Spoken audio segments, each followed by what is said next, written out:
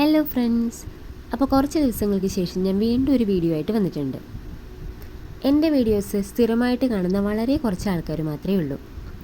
അതിൽ ചിലരെങ്കിലും വിചാരിച്ചിട്ടുണ്ടാവും, ഇവളിത് എന്തോന്ന് യൂട്യൂബറാ, വീഡിയോസൊന്നും കറക്റ്റായിട്ട് പോസ്റ്റ് ചെയ്യുന്നില്ലല്ലോ, ഇടയ്ക്കിടയ്ക്കൊരു ഗ്യാപ്പ് വരുന്നുണ്ടല്ലോ എന്ന്.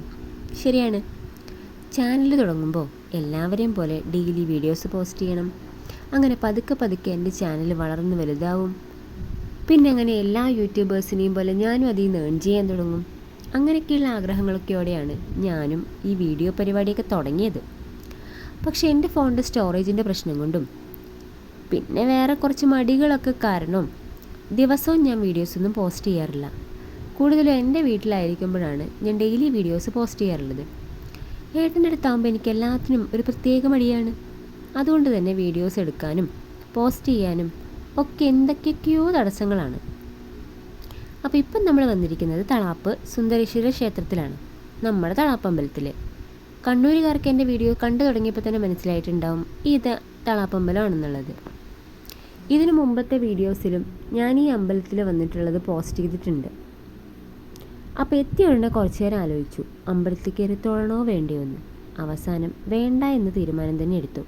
വേറൊന്നും കൊണ്ടല്ല, എനിക്ക് ഓരോ അമ്പലത്തിലും ഈ ഉത്സവ സമയത്ത് പോയി തൊഴുന്നതിനോട് തീരെ താല്പര്യമില്ല. കാരണം നല്ല തിരക്കും ബഹളമായിരിക്കും. അമ്പലത്തിൽ തൊഴുമ്പോൾ എനിക്ക് വളരെ മനസ്സമാധാനത്തോടെ തിരക്കൊന്നുമില്ലാതെ പ്രാർത്ഥിക്കണം. അപ്പോൾ ആന അമ്പലം ചുറ്റുന്നതും പ്രാർത്ഥിക്കുന്നതും ഒക്കെ കണ്ട ശേഷം കുറച്ച് നേരം അമ്പലം ചുറ്റി നടന്നു. തൊഴണ്ടെന്നുള്ള തീരുമാനം എടുത്തതുകൊണ്ട് അകത്തോട്ട് കയറിയില്ല. അങ്ങനെ തൊഴുത ശേഷം നേരെ നമ്മുടെ മെയിൻ പരിപാടിയായ ഫുഡ് ഡീലോട്ട് പോയി.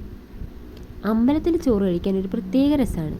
ക്യൂ നിന്ന് അടുത്ത് എത്താറായപ്പോഴാണ് കുട്ടികളുള്ളവർക്ക് വേഗം കയറാമെന്ന് പറഞ്ഞത്. അങ്ങനെ വേഗം പോയി ചോറും വാങ്ങി ഉള്ളിലിരുന്നു. നല്ല ടേസ്റ്റ് ഉണ്ടായിരുന്നു. വാവയ്ക്കും കൊടുത്ത് അത് കഴിച്ച ശേഷം പിന്നെ അവിടെ പുറം കാഴ്ചകളൊക്കെ ഒന്ന് കണ്ടു കളയാമെന്ന് കരുതി. അവിടെ മുളക് ബജിയും അതുപോലെ കോളിഫ്ലവർ ബജിയും പിന്നെ കമ്മലും അങ്ങനെ കുറേ കാര്യങ്ങൾ പുറത്ത് കാണാനുണ്ടായിരുന്നു. ഒന്നും കഴിച്ചില്ലെങ്കിലും അവിടുന്ന് മുഴുവൻ ചുറ്റി നടന്ന് ഓരോന്നും കണ്ടു. ഈ കറങ്ങുന്ന സാധനം എനിക്ക് നന്നായിട്ട് ഇഷ്ടപ്പെട്ടു. പക്ഷേ ഞാൻ എൻ്റെ ചെറുപ്പത്തിൽ ഇങ്ങനെയൂടെ കളിക്കുന്ന ഒരു സാധനത്തിലും കയറിയിട്ടില്ല. അതുകൊണ്ട് തന്നെ ഞാൻ എൻ്റെ മോളെയും അതിലൊന്നും കയറിയിട്ടില്ല. പിന്നെ അവിടുന്ന് ബലൂണൊക്കെ വാങ്ങി വീട്ടിൽ വന്ന് കുറച്ച് നേരം കളിച്ചു. നേരെ പോയി കിടന്നു.